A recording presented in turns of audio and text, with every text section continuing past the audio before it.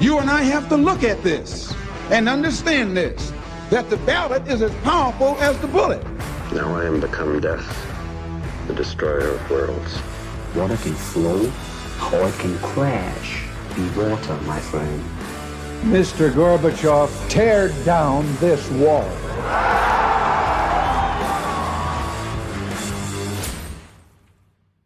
What if everything you believe is wrong? Not just a little bit off, but fundamentally flawed. Would you even want to know? And if you found that out, would you be willing to change your mind? You know, we live in a world where it's easier than ever to stay locked inside our own belief systems. Social media algorithms, like-minded friend groups, and selective news sources all create echo chambers that just reinforce what we already believe. But here's the catch, and what I want to talk about today.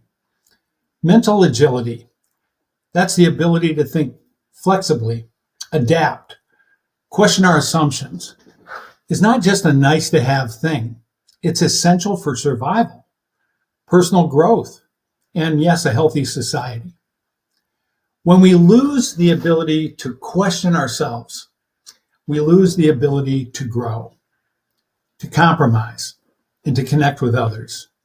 So today's episode will explore how we get trapped in these mental patterns, why it's dangerous, and how we can break free.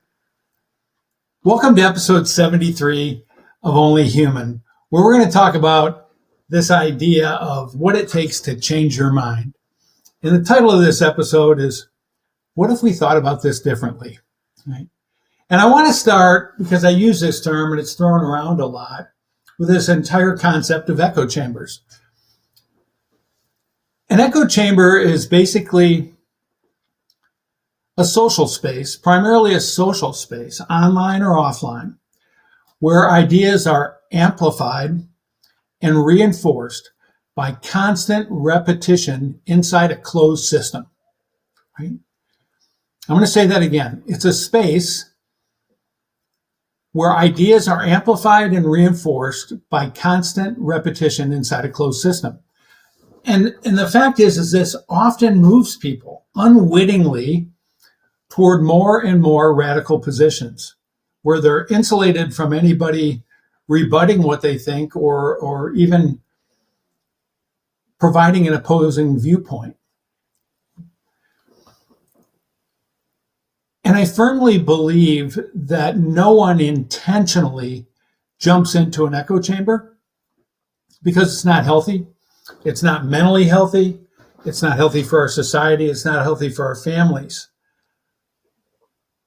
But so many of us find ourselves inside of them. So what's the danger with, being inside a Facebook group or, an X chat or something like that with like-minded people? Well, the danger is when you don't have anybody to challenge assumptions. These assumptions take on the power of facts in our minds. And there's a couple of reasons behind this, and we've talked about these before. We fall into echo chambers because of cognitive biases, right? And the first one's confirmation bias, where we seek information that confirms what we already believe, right?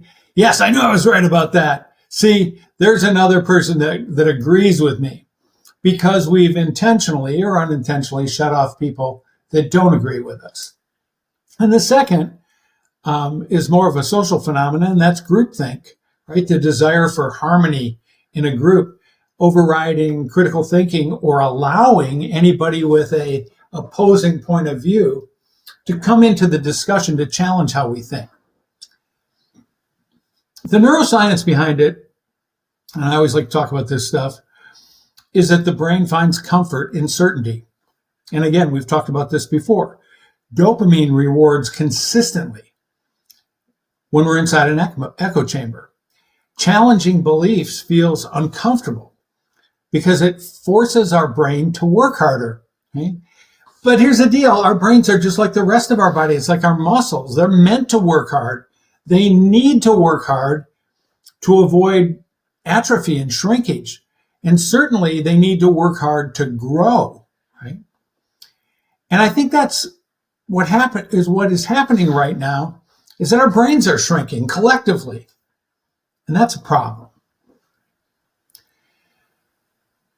And the social media algorithms that are out there feed this relentlessly, right?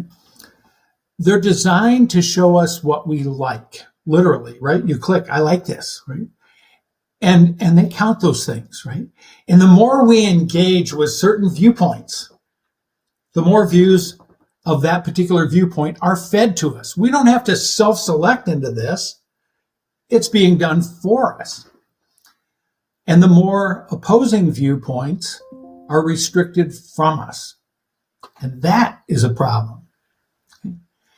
So why is this dangerous? Why can't we all just live in our little echo chambers and be comfortable with ourselves, right? Well, individually, it stunts our growth, right? Our brains shrink. We're incapable of tossing around an idea and testing its truth.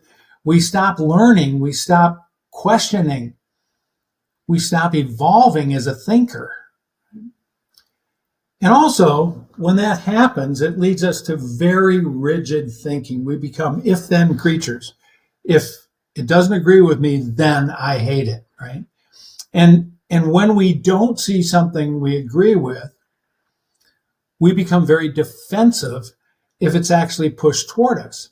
And this takes on some real world consequences. I mean, I'm not picking sides here, but it's kind of crazy that people are shooting up Tesla dealers because they don't agree with what Elon Musk is doing in the government right now. And I could probably find an example from the other side, but I'm pretty much apolitical when it comes to this stuff. So individually, it can drive some pretty crazy actions. Society-wise, it just increases polarization. And even worse, we begin to dehumanize opposing views. Dehumanization is a big thing, right? It's been known to work for a long time, going all the way back to various wars when you see posters and racial things and all sorts of propaganda to make us think that we're not hurting another human being because they're not really human beings. Right? And some of the rhetoric I see, especially around political issues today, completely dehumanizes half of our country on both sides. And when you dehumanize someone, how could you possibly give any credence to their position? So we don't. And that is a problem. You see, it undermines any attempt that we could possibly make at compromise. And I'm going to throw out a really emotionally charged word here, because democracy depends on compromise. Even that term's been weaponized. He's a threat to democracy. They're a threat to democracy. Whatever's going on right now is a threat to democracy. When everything's a threat to democracy, nothing's a threat to democracy. And maybe that's the real goal of the people that are manipulating us anyway, is to teach us to just give up and live inside of our echo chambers. And that, ladies and gentlemen, is a problem, a long-term one. So what's the cost of losing our mental agility, our ability to be able to critically think and have open discussions? Well, mental agility, first of all, is this idea that we can be flexible and adapt to new information. And we can shift our perspective, maybe even our opinions, maybe even our side when necessary. When we lose that capability to be mentally agile, to process new information fairly, to critically think, we become complete reactionary human beings instead of thoughtful, right? We defend beliefs, even when presented with evidence to the contrary, simply to win, right? We have to win, they have to lose. I'm team vampire, you're team werewolf. We can never meet. And then we stop listening. And when we stop listening, we stop learning. And when we stop learning, we really are a threat to democracy. So there's a lot of real world consequences I could throw at you. Think about the fall of Rome, right? Or the sudden resistance to scientific discoveries, which is really going on strongly right now. I'll give you a personal example of how I've changed my mind about some things. I'm a climate change skeptic, but not a cynic. Right? I fully realize that our climate is changing. But I realized from just a very short stroll down the information highway, it has always been changing. I've also come to believe that we as humans are contributing to that change. But I don't yet know to what extent. And I don't yet know what the costs associated with some of the more radical ideas to reduce the human impact on climate, whether it's worth it, right? But here's the deal. I've chosen to keep an open mind. I'm willing to be convinced, right? And what that does is it drives my curiosity. And in order to be convinced, I have to do some thinking, some hard thinking. I have to evaluate and think critically about a lot of these paid science discoveries that are funded by activists. I'll give you another example, a little more close to home for many of you who watch this podcast, and that's safety management systems. When safety management systems first came out, I guess 25 years ago or so, I was really skeptical because most of you know I've always been about personal accountability, work ethic, professionalism, all those things. And I saw this safety management system as another gloss over to allow humans to do bad things and get away with them, because under an SMS no blame system, nobody's at fault. And that sounded like a really good marketing scam to me. But you know what? Over the years, I've seen SMSs employed and mature and make great differences in our industry. So I've really completely changed my mind, but it's taken 20 or 25 years for it to happen. And it took a lot of evidence, and it took a lot of conversations with people who believe differently than me from the beginning. So maybe that leads us to our next segment, which is how do we break free from this? How do we rebuild our mental agility? And I think the first step is to embrace intellectual humility, right? Accept that you might be wrong. Right? It's not a weakness, it's courage. Right? One of my favorite quotes about activism and mental flexibility, and I don't even know who said it, but it's this: strong opinions, loosely held. Strong opinions, loosely held. I feel strong about a lot of things, but if I can be convinced differently, I'm willing to shift. So embrace intellectual humility. Number 2, seek out opposing views. Deliberately read, listen to, or talk to people who disagree with you. Not to argue, but to understand. And before you talk to them, and after you talk to them, and maybe even while you're talking to them, think about this one question. Why do they believe that when I believe this? What's different? Where are the leverage points in this discussion? Number 1, intellectual humility. 2, opposing views. Number 3, learn to ask better questions. Right? Instead of, how can they think that way? Maybe ask yourself, what am I missing?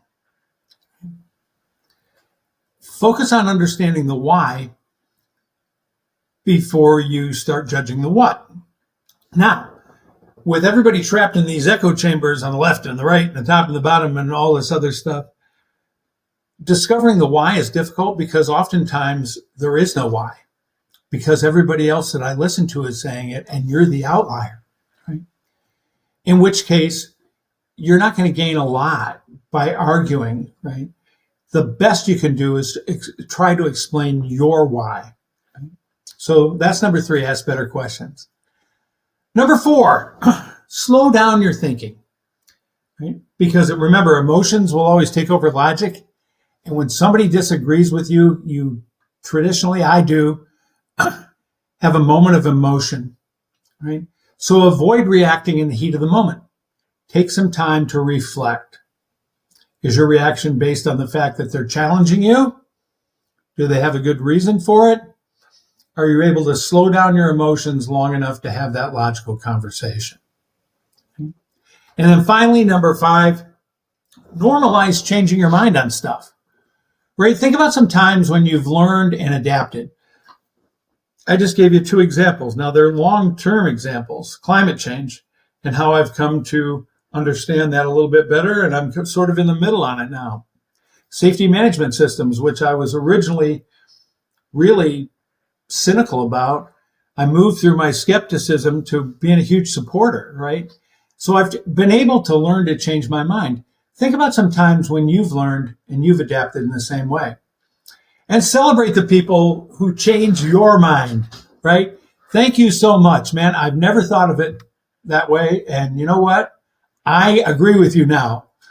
Take that as a win. Here's a trophy, right? And then also when you see someone else change their mind, celebrate them when they're presented with a little better evidence. And remember, changing your mind is a strength, not a failure. All right, I want to wrap this up, and I know we've been relatively short here, and that's okay with me. There's a couple major takeaways I want to leave you with. Mental agility, the ability to change your mind, is essential for personal growth, and that's what we're about here, right? It's also essential for healthy relationships, and it's also essential for a strong society and for a strong country. Number 2, echo chambers are comfortable, but they're damn dangerous. They limit our growth and they deepen divisions. They feel good, but they're not good. Number 3, the courage to think differently is a first step in changing your mind. But it's not just about changing your mind. It's the first step in changing a world that's becoming increasingly polarized and unable to talk to each other. So I'd like to issue you a little call to action challenge, right? This week, have one conversation with somebody who disagrees with you.